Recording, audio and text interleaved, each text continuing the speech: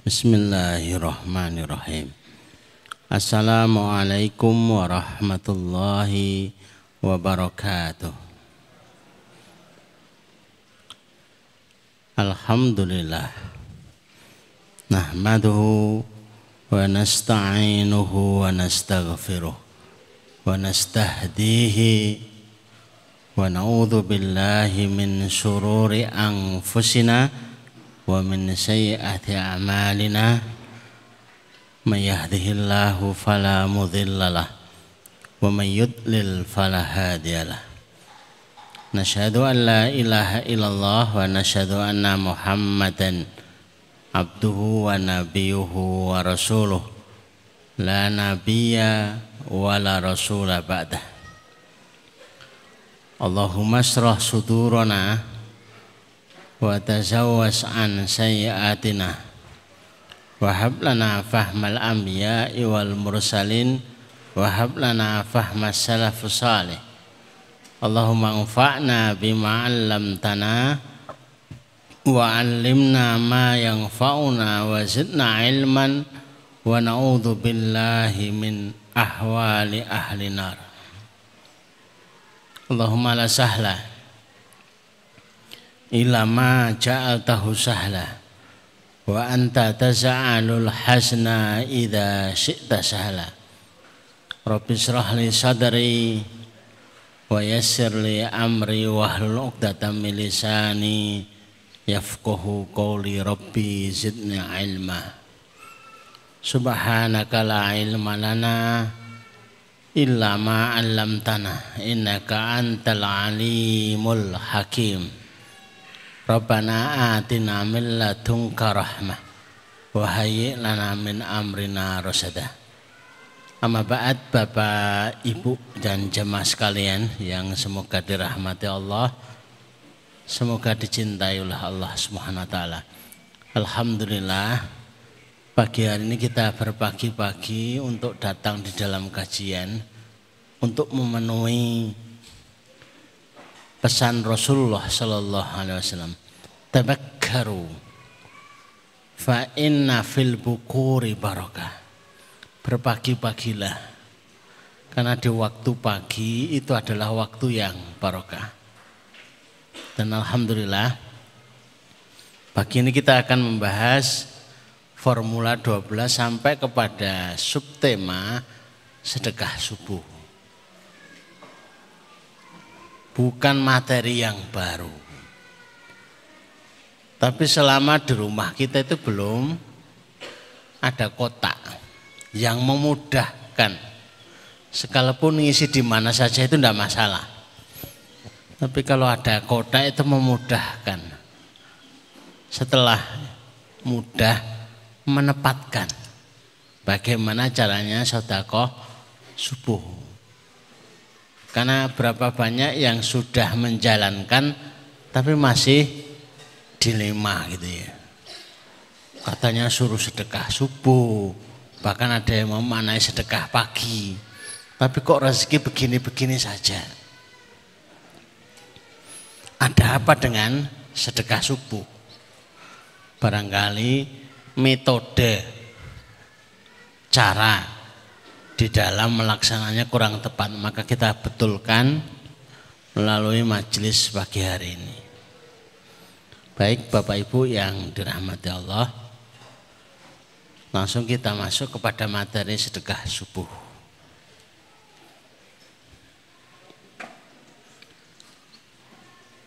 Jadi gerakan sedekah subuh dengan beragam metode, dengan berbagai cara, ini yang menggerakkan. Ma min yaumin yusbihul ibad, tidaklah berlalu waktu subuh pada seorang hamba illa malakani, kecuali Allah kirim malaikat yanzilani, yang akan diturunkan dari langit ke bumi. Fayaqulu ahaduhuma, yang satu malaikat itu khusus, disuruh bunyi apapun nggak akan bunyi, disuruh Melakukan apapun tidak akan melakukan. Karena misinya cuma satu ini. Hanya untuk mendoakan yang sedekah subuh. Allahumma a'ti munfiqan khalafan.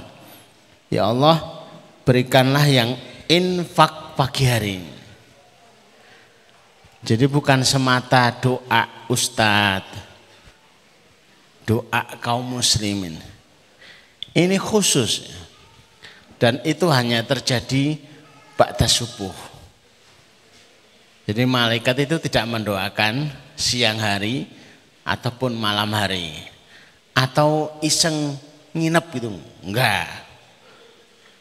Bukan sembarang mendoakan. Ada pesan khusus sengaja dikirim dari langit oleh Allah ke bumi hanya untuk mendoakan. Ya Allah, yang infak ini berikan ganti. Dan sesuai kaidah, tidak mungkin ganti itu 1:1 itu enggak mungkin. Tapi 1 akan dibalas 10 kali lipat. Itu kaidah umum.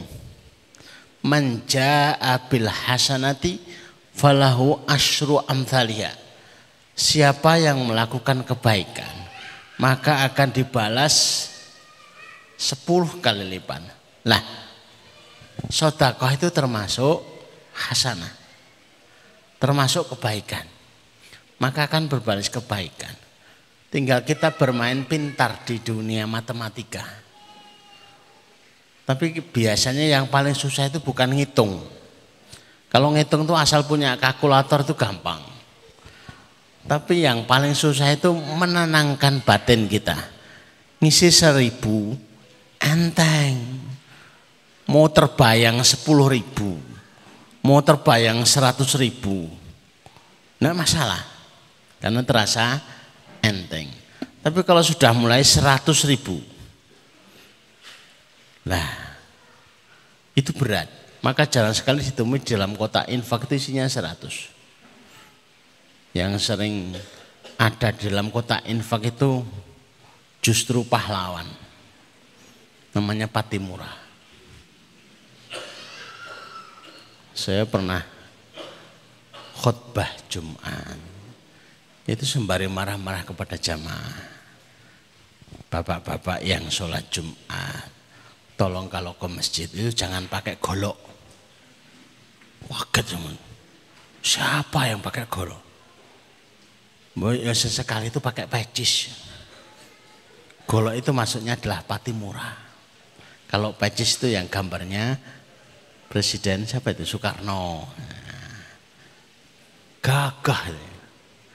Walaupun adanya itu biasa, tapi berefek kepada jamaah. Biasanya itu kotak Jumat itu 200. Gara-gara kita sampaikan begitu, kotak Jumat itu jadi 1000. Jadi 1 juta. Wah, luar biasa. Karena kita itu butuh diberikan pengertian lebih. Hanya ilmulah yang merubah isi hati kita. Yang semula enggak nyaman jadi nyaman. Yang semula ragu-ragu jadi yakin. Maka kita butuh untuk hadir di dalam majelis ilmu. Wa yaqulul akhar, satu lagi yang mendoakan Allahumma a'ti munsikan talafan. Malaikat satu lagi itu doanya beda. Walaupun datangnya bersamaan, tapi malaikat satu itu siapapun yang didoakan itu bakalan jengkel. Yang satu lagi mendoakan, ya Allah, yang tidak berinfak, yang menahan hartanya dari infak, berikan hartanya itu kerusakan, kehancuran. Umpama itu bukan malaikat yang berdoa, ngenes kok Bapak Ibu. Panjenengan buka toko kok didoakan begitu aja. Toto datang pakai sepeda, berhenti, turun. Allahumma ati, ya Allah berikan yang mumsikan talafan, bangkrut, bangkrut, bangkrut. Kerumunan orang datang. Ajeng napa ibu-ibu mau mendoakan. Mendoakan apa? muga-muga bangkrut. Astagfirullah. Kita yang mendengar itu bukan gembira itu. Paling ya ngambil sandal atau batu lah dilempar. Lah kita itu berjuang untuk apa itu dapat untung, ini kok malah didoakan rusak, hancur. Maka doanya hebat. Apalagi doanya malaikat. Tidak ada doanya malaikat itu yang miss model kita itu. Aduh, ralat ah. Seperti tadi yang ditayangkan di video itu ngajari doa kepada beliau itu pahalailah, susah banget. Nah, emang manusia begitu. Akhirnya harus dipotong-potong oleh bagian edit. Karena tidak biasa berdoa dengan doa itu. Padahal kalau berdoa waktu ngisi kotak infak ini luar biasa. Hajat-hajatnya akan dikabulkan semuanya. Tapi materi ini akan memberikan sebuah tutorial, sebuah SOP cara bagaimana agar kalau sedekah pagi itu menjadi jalan yang mengurai masalah-masalah kita semuanya. Karena yang biasa terjadi itu sedekahnya 1000 aja yang pakai koin itu, kelotak. Tapi dungane 10. Satu mobil yang bagus, yang baru. 2 rumah yang tingkatnya. Iki modalnya sidik tapi dungane kok akeh. Sehingga kalau terjadi lama sekali belum terkabul wajar. Karena DP-nya kurang. Kalau begitu agak memahamkan. Sebenarnya Allah mengabulkan doanya siapa saja. Dan masalah akan dikabulkan atau ditunda itu terserah Allah. Cuman masalahnya ketika doanya itu banyak, kemudian sedekahnya sedikit, ya itu jadi berat. Mari kita lanjutkan. Ada 4 keutamaannya. Walaupun sebenarnya bukan 4. Tapi kalau disebutkan semua, panjangan kondurnya jam 3, jam 2. Belum tentu sabar di sini nomor. Yang pertama didoakan oleh malaikat. Padahal sudah kita ketahui doa yang terkabul itu 1. Apabila yang berdoa itu tidak makan haram. Sehingga dalam hadisnya sudah rambutnya kusut, acak-acakan, bajunya berdebu, sudah mengangkat tangan, sudah mengawal dengan ya Rabbi, ya Rabbi. Ini sudah memenuhi standar doa yang mustajab. Tapi gara-gara makanannya haram, gara-gara pakaian yang dipakai itu adalah haram, dan dia dikasih makanan yang haram, wa hudhiya bil haram, fa anna tustajab. Terus bagaimana akan tertajab, akan mustajab? Lawang makanannya haram, pakaiannya haram,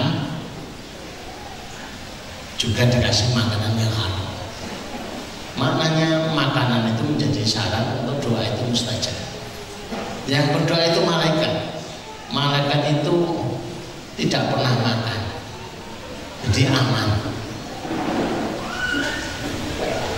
Jadi para malaikat itu tidak pernah makan,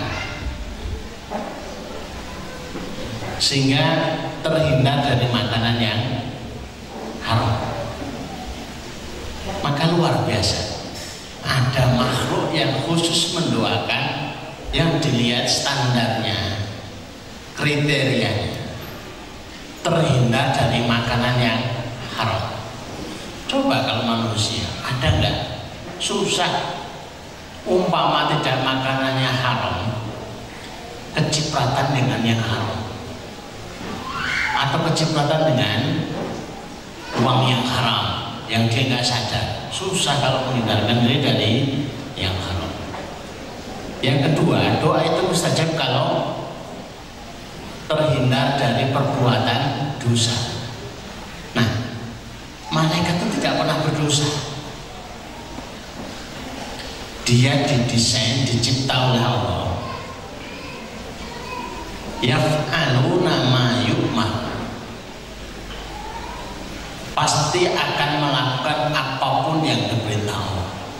Jadi kalau diperintah Allah itu sujud, sampai yaumul kiamah itu sujud. Kalau diperintah itu dalam baca Quran, umpama, padahal malaikat sudah kita bahas kemarin, dia tidak punya kesempatan untuk baca Quran, karena tidak dikasih kesempatan baca Quran, akhirnya sukanya mendengar Quran. Jadi pendengar Al-Quran itu ya makhluk utama juga, yaitu malaikat. Yang kedua, waktunya mubarakah. Kenapa disebut mubarakah? Karena yang disebut oleh Allah. Waktu berdoa itu sudah disebut, antara adzan dan iqamah, waktu sepertiga malam, kemudian setelah sholat 5 waktu. Kalau disebut di dalam dalil, berarti itu waktu yang dikhususkan, waktu yang ditunjukkan, berarti waktu yang mubarakah. Di samping itu waktu yang mustajab, karena pada waktu itu bertepatan dengan yang berdoa malaikat. Waktunya terpilih, sosok yang berdoa juga terpilih. Berdoa sesuai dengan hajatnya secara bertahap. Jadi cara sebenarnya untuk bersedekah pagi biar ada hasilnya itu beda. Maka ini sekaligus mengajarkan kepada Bapak Ibu sebuah langkah yang lain, sebagaimana tidak sebagaimana biasanya tiap subuh. Kok repot banget gitu loh. Ya enggak apa-apa. Oh ada petunjuknya, kenapa enggak diuji? Biasanya cuma yang mana yang terpokok yang orang habis, itu cukup petugas rampung. Tapi kali ini pada subuh ngisinya apa tuh? Habis subuh tepat. Bukan habis subuh itu jam 8 bukan. Apalagi habis subuh jam 9, habis subuh jam 10, habis subuh jam 11. Loh, katanya sedekah subuh, ini kok jam 11? Ya kan jam 11 kan habis subuh juga, bukan kayak gitu. Tapi betul-betul disesuaikan waktunya, karena kita mulu tabakkar. Fa inna fil bukuri, dalam riwayat lain, fa inna fil bukrati, berpagi-pagilah. Waktu berpagi-pagi itu barokah. Jadi habis sholat, begitu masuk rumah, jangan aktivitas yang lain, jangan langsung tarik selimut, jangan ngopi sih, kok saya ngopi, apalagi langsung sarapan, apalagi langsung megang campur, langsung masak nasi, goreng nasi, bukan. Habis subuh salam sudah selesai, nah itu ngisi. Kemudian tahapannya adalah yang diminta jangan banyak-banyak, cukup satu saja. Yang kami sampaikan itu mengikuti testimoni. Memang boleh banyak yang diminta, tapi coba, karena kita sedang akan menguji sedekah subuh itu luar biasa. Coba batak subuh isinya satu doa, ya Allah rezeki, ya sudah itu aja. Bukan rezeki yang banyak, yang tidak terduga, sing orang pakai kesel, terus nggak usah banyak-banyak lah, panjang ini. pakai redaksi yang panjang. Enggak. Ya Allah berikan kami rezeki yang halal. Ya sudah. Ya Allah berikan kami rezeki yang banyak. Ya sudah. Ya Allah berikan rezeki kami motor. Ya Allah berikan rezeki kami mobil. Coba satu saja diuji, dirasakan. Kalau teruji, tinggal nanti setiap ba'da subuh itu mengikuti yang metode ini, baru mengikuti hajat yang kedua, hajat yang ketiga, hajat yang keempat. Jadi berdoa sesuai dengan hajatnya tapi bertahap. Jangan 50 doa disebut semua. Ya Allah mungkin sakit haji, ya Allah mungkin sakit bayar haji, ya Allah mungkin gak ada mobil, mungkin gak ada truk, mungkin gak ada omah, wabah diborong. Ternyata sedekahnya 1000 itu tadi. Itu seperti yang saya contohkan. Itu masih mending itu ada umpannya. Mereka yang berdoa kepada Allah, ilaihi yas'adul kalimut thayyib, kepada Allah melangit kalimat-kalimat yang baik, termasuk doa-doa kita. Wal amalu sholihu yarfa'u, amal soleh itu bertugas mendorong doa itu. Yang jadi masalah itu pendorongnya itu kecil, kayak mancing, umpannya cacing, tapi yang dipancing itu hiu. Begitu ketemu hiunya, paling yang beringis buya, jajan, banget, modal lagi sedikit banget. Kemudian yang ketiga, bertahap pada subuh tepat dipilihkan harta yang terbaik. Kalau di dompet itu dilihat di dompet yang angka rupiahnya paling besar, yang terlihat adalah yang gambar Soekarno, ya itu yang dilihat. Cuma masalahnya setan itu nggak akan diam. Ini sebenarnya ini rahasia. Ini rahasianya setan. Loh, Ustaz kok tahu? Biasanya dengar bisikan gitu. Tapi tidak tahu kalau Bapak Ibu dapat bisikan apa enggak. Kalau mau ambil yang 100.000, dia cepat-cepat. Ojo sing 100 kena komisi bensin. Kita ambil yang 50. Ojo sekat. Ibu saku anake, gue belanja. Kita ambil yang 20.000. Sik. Aja 20.000 kena gue nyumbang. Kita ambil yang 10.000, tapi kena gue jajan anake. Kita ambil yang 1.000. Ojo sing ape, sing ngucek gitu. Maka ada metode menipu setan. Bapak Ibu sudah pengalaman atau belum? Begitu buka dompet, ambil yang ngucek.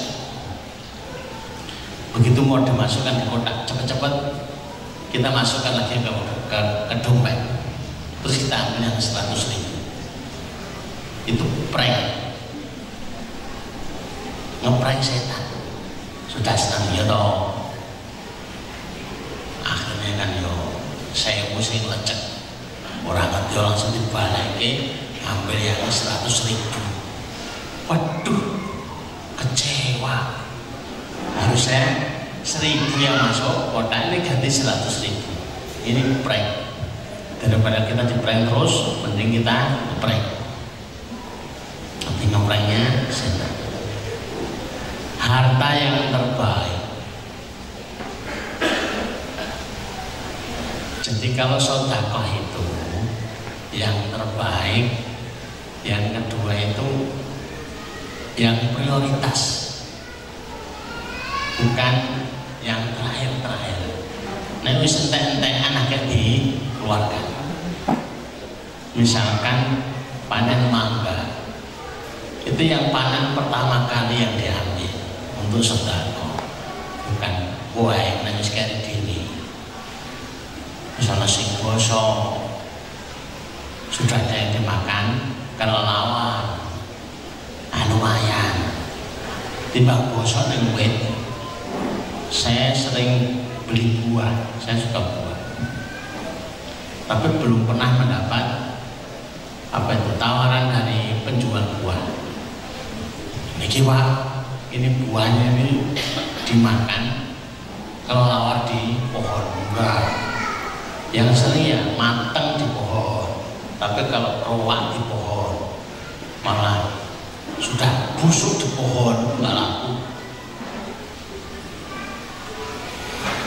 Satu hajat tiap subuh itu lebih baik daripada 10 subuh sedekah sekali, terus ngisinya juga sekali. Satu doa tidak harus panjang-panjang. Sekalipun yang ditontonkan itu videonya doanya panjang, itu kan contoh yang ideal, harusnya yang bagus gitu. Tapi kalau panjenengan, saya sarankan doa yang pendek-pendek aja. Ya Allah mobil, ya Allah umroh, ya Allah rumah, ya Allah jodoh yang cantik, yang tingginya 170, yang sesuai. Nanti keburu, harusnya pada subuh jadi jam 8, cuma hanya untuk isi kotak tok dan kesuwen. Satu doa itu pun tidak harus panjang-panjang.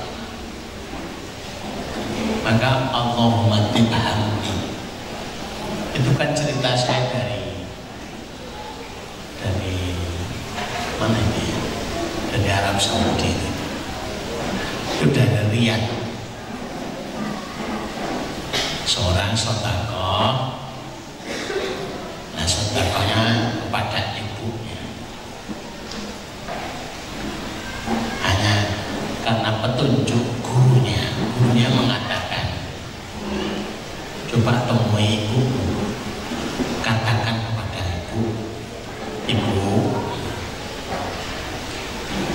perbuatan apa yang saya lakukan kira-kira dengan sedekah itu atau dengan perbuatan itu. Ibu jadi senang, karena kaidah hadisnya sanaikul ma'ruf, gawe kesayang, membuat kebaikan itu mencegah takdir buruk. Harusnya kecelakaan jadi nggak kecelakaan, harusnya sakit jadi nggak sakit, harusnya begini jadi begitu. Ini betul-betul kaidah sedekah yang melawan dengan musibah. Antara musibah dengan sedekah itu berlomba, mana yang lebih cepat menuju Allah. Dan prakteknya musibah atau bala itu tidak pernah menang melawan sedekah. Saya mendengar hadis ini senang banget itu, karena pernah di rumah sakit.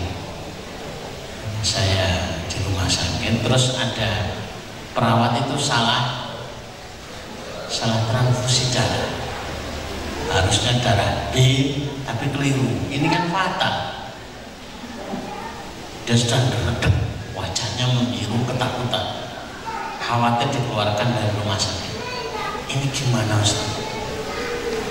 Kalau Bapak Ibu masih bingung, ceritanya kok langsung tiba-tiba ke kamar, tiba-tiba langsung ke rumah sakit.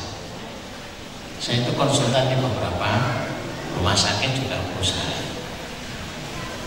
Tapi selalu saya sampaikan, kalau mau dengan konsultan langitan, oke, kita jalan. Tapi kalau nggak mau ya sudah. Padahal tak suruh takut.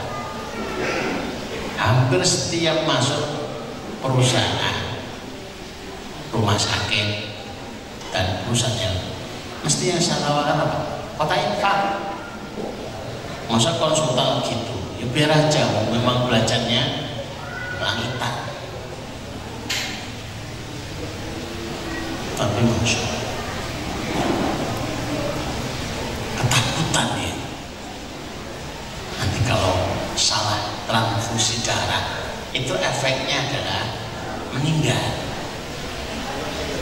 Saya sampaikan kepada karyawan tadi, mau nggak kamu infakkan gaji bulan ini? Gak apa-apa, Ustaz. Yang penting selamat pasien. Agar diinfakkan 1 bulan. Terus berdoa, ya Allah, ampunilah kami, selamatkan pasien kami. Alhamdulillah diberikan oleh Allah keselamatan. Tidak neko-neko.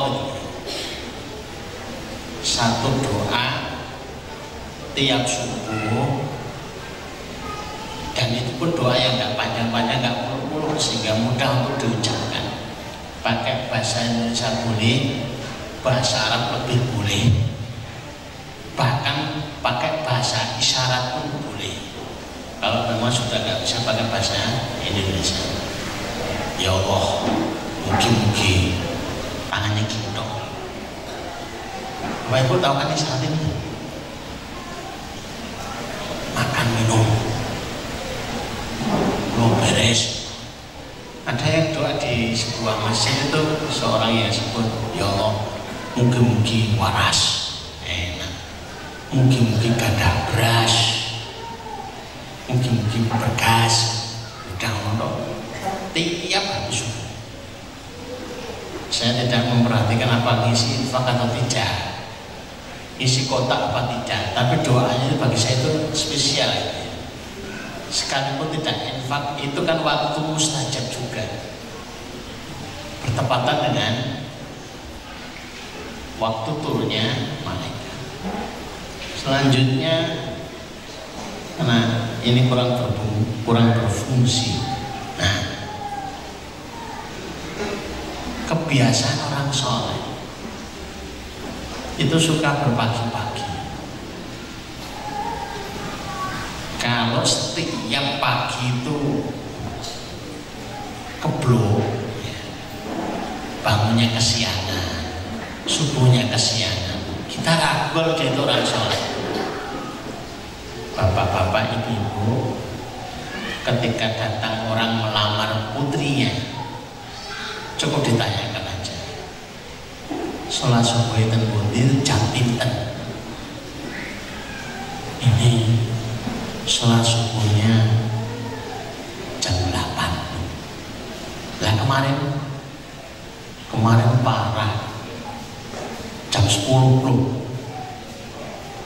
Berarti kita nggak bisa memastikan solehnya seseorang, karena orang soleh itu mesti sholat subuhnya itu di masjid. Sesekali dia itu keringan, ya bolehlah. Tapi kalau tiap hari itu nggak ke masjid, ini berencana modus ya, bukan kealfaan, bukan khilaf, tapi ini sudah menyengaja. Lebih awal dalam kebaikan berdoa yang didoakan. Dia berdoa, tapi juga didoakan malaikat. Cara mudah dicukupkan rezekinya. Karena kalau setiap keluarga tidak belajar yang seperti ini, eman-eman. Saya masih bermimpi membayangkan, karena tahu akan didoakan malaikat, bukan didoakan ustaz, tapi didoakan malaikat. Kalau Bapak Ibu itu kira-kira sedekahnya berada berapa? Didoakan malaikat. Peluangnya itu 99%. itu mustajab. Berani nggak ngisi itu 1 juta. Nah, nanti kalau nggak kebalas, nah yang menjadikan matahari terbit dari timur itu Allah. Yang membuat sedekah terbalas itu juga Allah. Cuman masalahnya kita itu lebih yakin matahari itu terbit dari timur dibanding sedekah itu akan dibalas. Padahal yang menjanjikan dua-duanya itu sama. Alangkah naifnya kita ini. Sedekah nggak yakin, tapi matahari terbit dari timur yakin. Padahal itu zat yang sama yang menjanjikan. Kok bisa ya? Tapi faktanya begitu. Kalau program sedekah pagi itu berhasil di setiap rumah, setiap keluarga, setelah diperbaiki caranya, maka insya Allah berkecukupan semuanya. Tidak akan mengeluh harga-harga, tidak akan mengeluh sulitnya mencari rezeki, tidak akan mengeluh besok anaknya sekolah di mana, kerja di mana, karena sudah menyiapkan metode yang sudah dijalani, bahkan dirutinkan oleh keluarga. Umar bin Abdul Aziz itu jelang meninggal itu ngasih warisan itu hanya 2 juta saja kalau dikurskan rupiah. Sekitarnya itu teman-temannya itu meragukan dan mengkhawatirkan, tapi dijawab beliau sebelum meninggal, tapi bukan setelah meninggal terus jawab. Jenengan itu khalifah, kok bisa-bisanya ngasih peninggalan hanya 2.000 kepada anaknya? Kalau itu kepala desa aja wajar. Kalau itu misalkan Pak RT aja wajar. Ini khalifah, Amirul Mukminin yang menguasai 1/4 dunia. Tapi jawabannya, kalau anakku itu bertakwa, Allah yang akan mengkayakan. Maka jangan khawatirkan anak-anak kita selama bertakwa. Cepat atau lambat pasti berkecukupan. Tidak mesti kaya, karena kalau kaya itu hati. Kalau berkecukupan itu yang dohirnya sehari-hari. Kalau dia itu tidak bertakwa, setidaknya saya tidak ngasih modal yang banyak.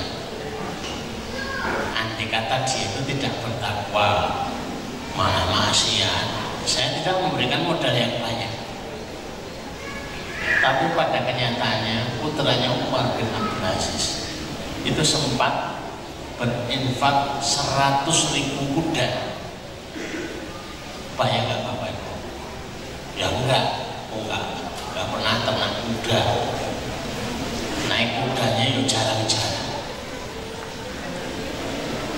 Kalau nggak kebayang, ya kayak bersedekah 100.000 motor beserta helm saat jas hujannya, itu udah kelihatan banyak banget, 100.000. Kalau orang dulu bersedekah itu nggak ragu-ragu, yang menggerakkan itu yakin, menggerakkan itu yakin. Nah, saya itu pernah bertemu dengan yang punya 5O. Bagaimana cara panjenengan bersedekah lewat kotak infak? Saya kumpulkan, saya tabung, terus saya ingin mengumrohkan karyawan. Kelihatannya keren.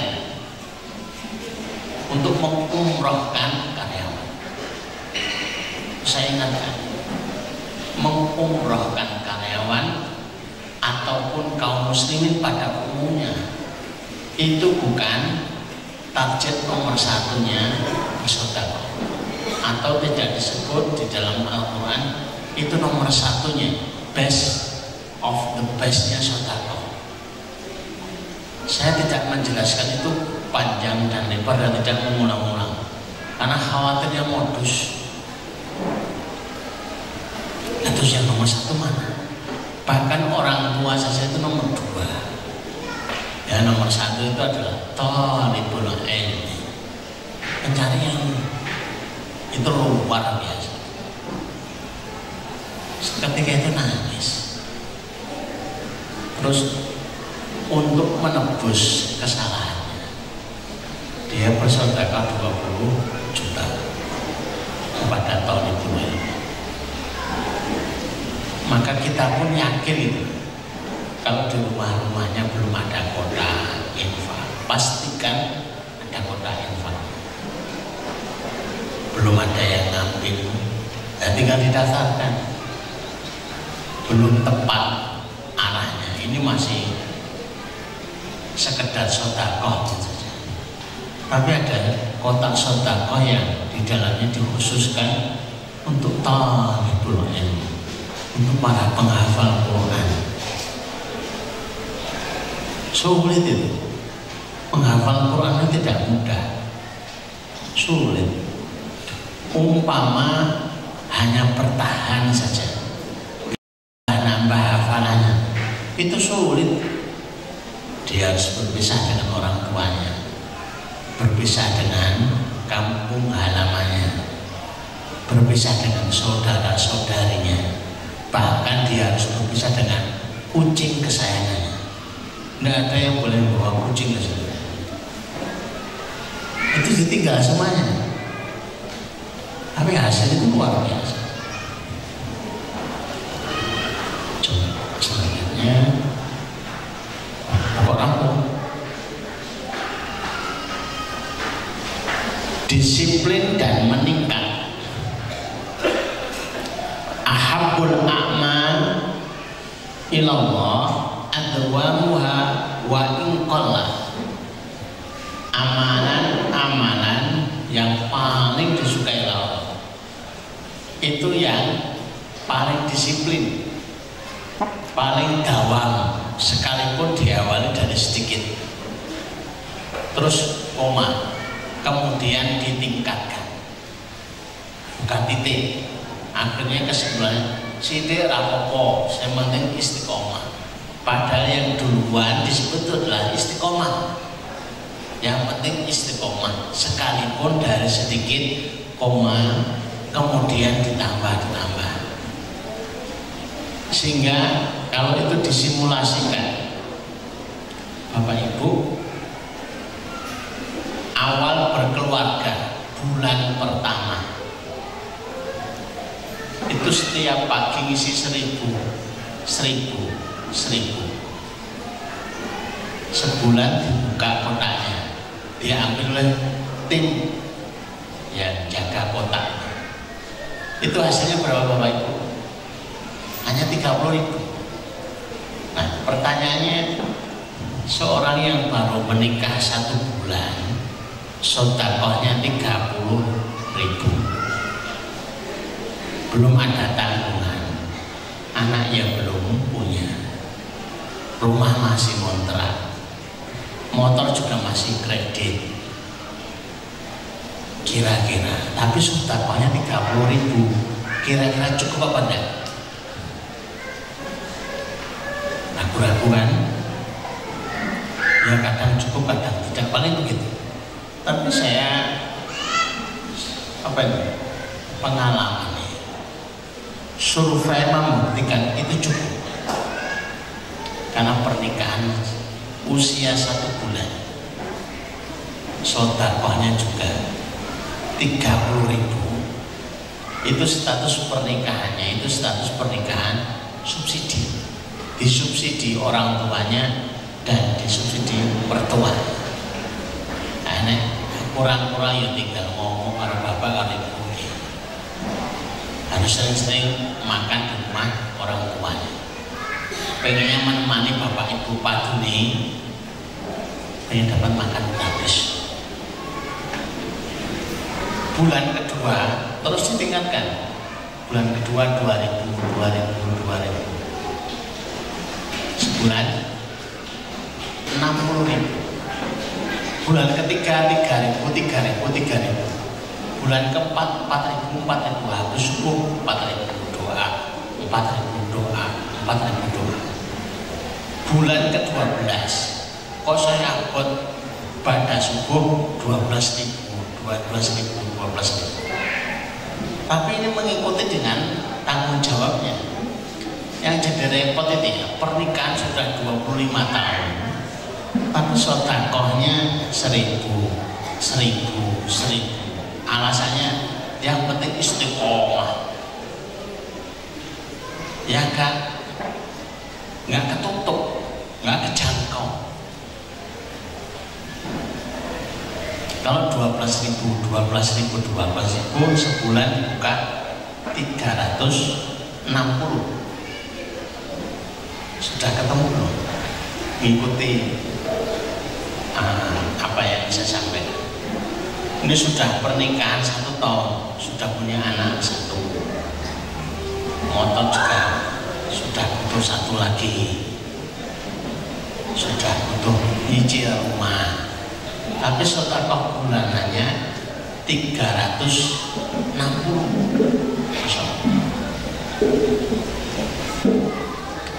Kota infak itu di sini belum banyak. Kami dulu biasa ngelola kota infak.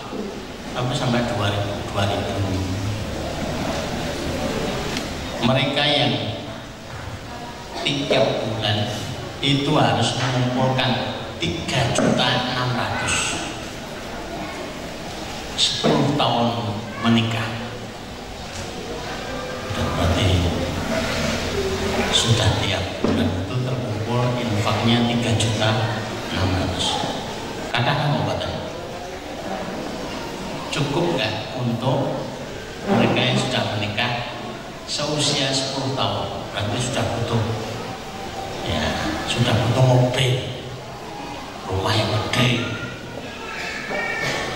butuh motor yang paling enggak 2 sampai 3. Kira-kira cukup nggak 3.600.000 sedekah bulanannya? Survei yang membuktikan. Tapi kerjanya cuma angkringan, ora apa-apa.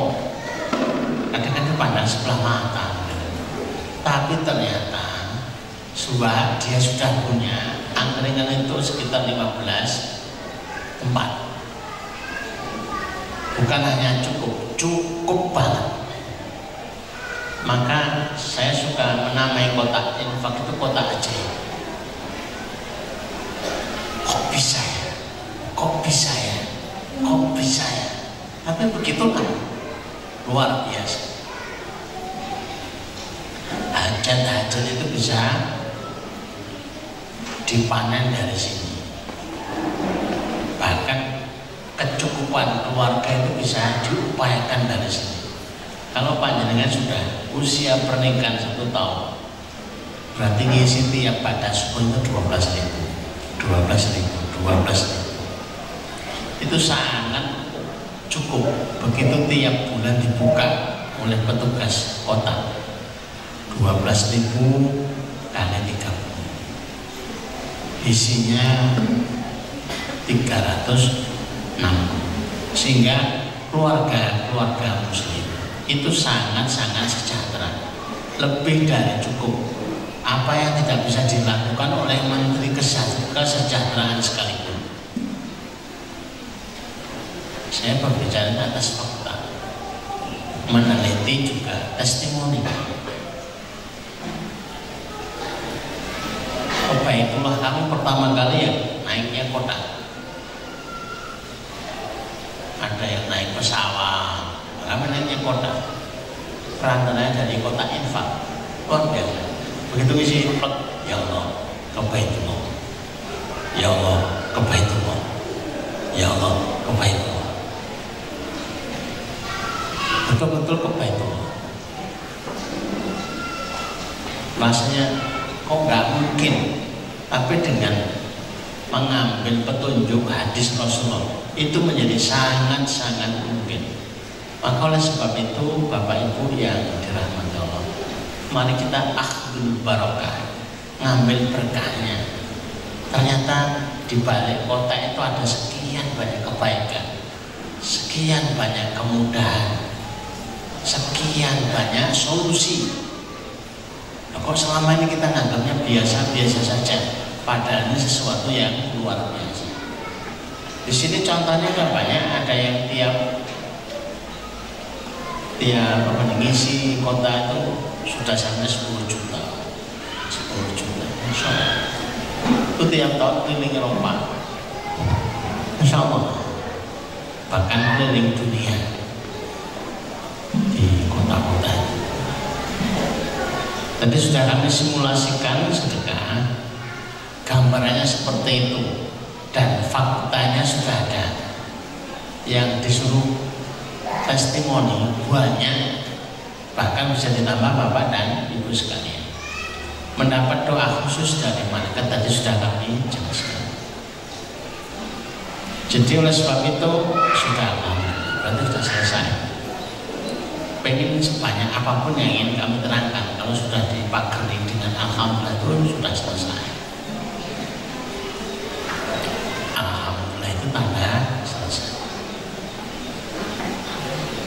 Bagi Bapak Ibu yang di rumahnya belum ada kotak infak, kok iman-iman banget dulu saya merasakan.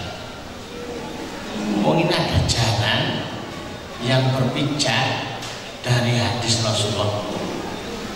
Kok terus kemudian ngeluh, saya masih kekurangan, saya kesulitan. Padahal ada solusi yang ada di hadapan kita. Bapak Ibu yang dirahmati Allah dan jamaah sekalian, mudah-mudahan bermanfaat, mudah-mudahan kita jadi tambah senang gitu ya. Nggak perlu khawatir, di rumah sudah ada kotak, 2 kotak juga nggak apa-apa, 3 kotak juga nggak apa-apa. Kalau panjenengan itu punya 3 solusi, 4 solusi, kenapa tidak itu? Padahal itu jelas-jelas untuk thalibul ilm. Mudah-mudahan bermanfaat yang kita sampaikan, jadi tambah yakin. Kotak kayaknya di belakang juga ada, kalau butuh tambah. Bulan ini saya nyiapkan kotak itu 400, jangka pendek, jangka menengahnya 1000 kotak, untuk jangka panjangnya sekitar 12.000 kotak. Berarti butuh tenaga lebih, karena pondok kita akan menjadi besar. Sebentar lagi akan dibuka di Buja, sebentar lagi kita buka di Banaran, depan di Banaran. Insyaallah amanah yang besar. Mudah-mudahan ditolong Allah SWT. Kalau kami sendiri yang membiayai, itu kok iman-iman banget. Ini adalah ladang amal. Jamaah itu dengan ringan bisa terlibat berkontribusi. Kenapa tidak kita lakukan? Demikian saya akhiri dengan bacaan kafaratul majlis. Saya kembalikan kepada pembawa acara. Subhanakallahumma rabbana wa bihamdika asyhadu an la ilaha illa anta astaghfiruka wa atubu ilaik. Assalamualaikum warahmatullahi wabarakatuh.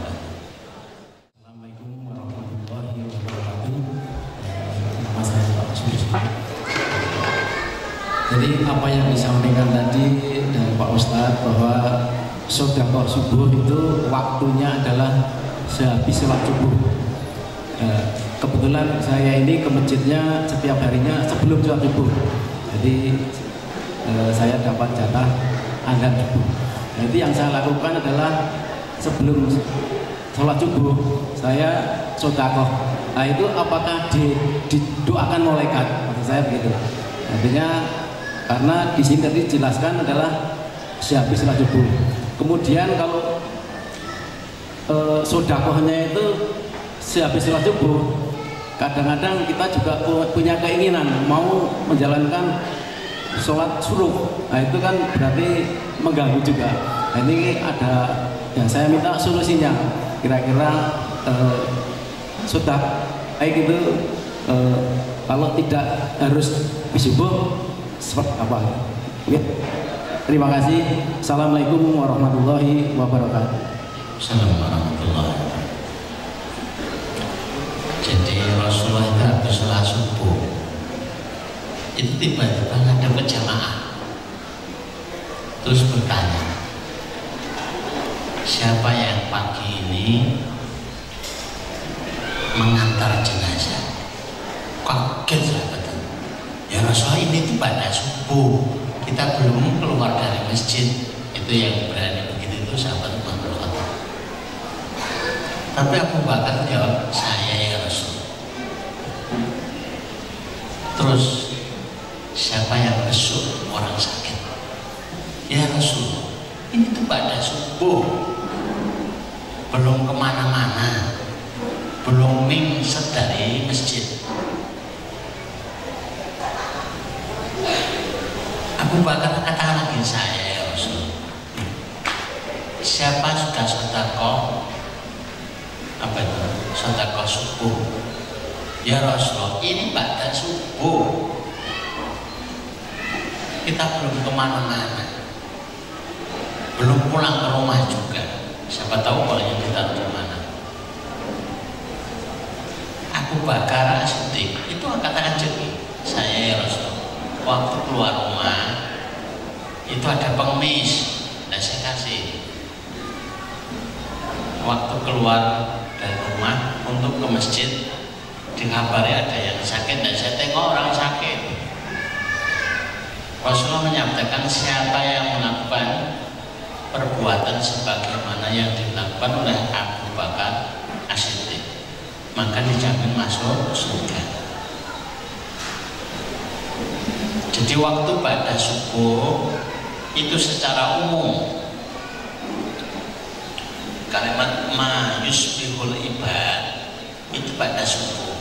Tapi kalau secara khususnya dan ada kesulitan-kesulitannya, taruhlah saya pada subuh pengen suruh,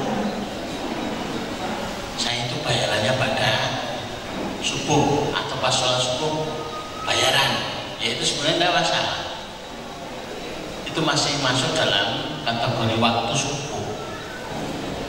Jadi kalau penjelasan hadisnya itu siapa yang masuk waktu subuh, sebenarnya kalau secara khusus siapa yang masuk waktu subuh mayus bihul ibad, sehingga kalau panjenengan itu sedekah biar tepat waktunya, tidak kesiangan, tidak keburu dengan dijalui sangu anaknya juga, tidak keburu kebutuhan yang lainnya. Oh silakan, ada masalah sedekah pas adzan subuh, tapi sebenarnya tidak ada kalimat mayus bihul ibad itu pas adzan subuh, enggak.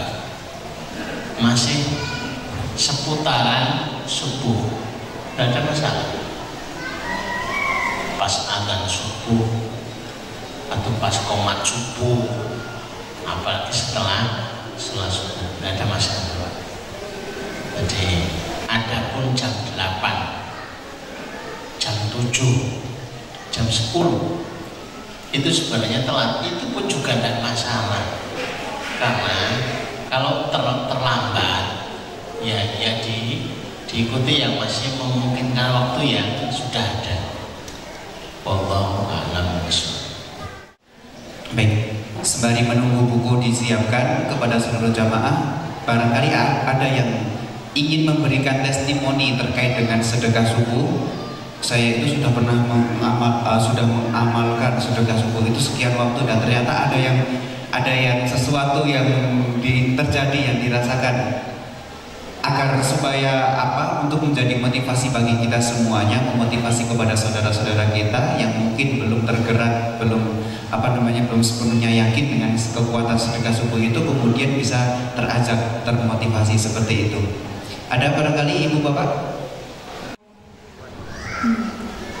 Sebelumnya saya mohon maaf, ini malah testimoni ini terjadi pada pelanggan Bekam kami. Maksudnya Jadi saya itu kan sebagai terapis Bekam sama Tokul, tapi saya juga menawarkan kotak sedekah subuh itu alhamdulillah kurang lebih mencapai 21 kotak yang sudah kami salurkan.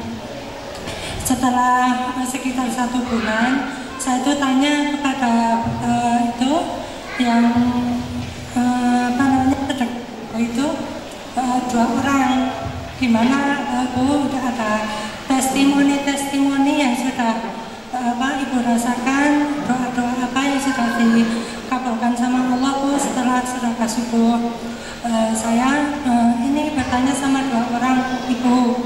Yang satunya itu bilang gini, alhamdulillah Bu, doa saya itu dijawab sama Allah. Yang satunya itu Bu Guru SMP Negeri Kandangan, beliau selalu berdoa supaya suaminya itu mau kerja sholat jamaah di masjid tiap waktu. Alhamdulillah doa itu sudah terkabul gitu. Sama ini ada ibu satu lagi Mbak Nyetarung, itu katanya suaminya yang tadinya bekerja di tempat yang kurang nyaman gitu sudah dipindah. Kerjanya sudah dipindahkan. Ini anak-anak sudah tertata dengan baik, perekonomian juga baik. Kemudian masih banyak lagi yang belum bisa kami ceritakan di sini. Tapi mohon maaf, ini bukan dari saya sendiri. Kalau saya sendiri alhamdulillah merasakan lebih nikmat gitu aja dalam hati itu tuh, lebih tenang, senang gitu aja. Belum ada apa yang ada. Kalau saya sendiri lebih merasakan bahwa anak saya di sini sudah merasa kerasan gitu aja. Ya, yang tadinya mungkin merasa terbebani atau gimana, tapi alhamdulillah sekarang katanya sudah kerasan gitu. Ya, sekian. Assalamualaikum warahmatullahi wabarakatuh. Waalaikumsalam warahmatullahi wabarakatuh. Terima kasih Ibu atas testimoninya.